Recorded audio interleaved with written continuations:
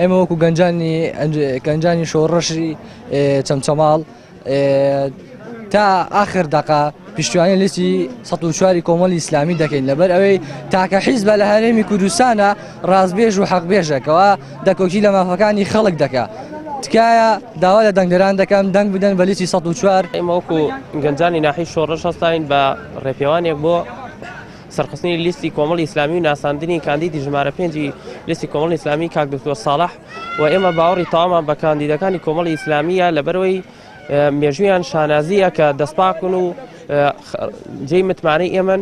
ئەمڕۆ ئێمە وەک ڕۆژانی دی بە جۆش و خرۆشێکی گەرمەوە هاتوین بانگەشە بۆ لیستی ١04 کۆمەڵی ئیسلامی کوردستان بکەین.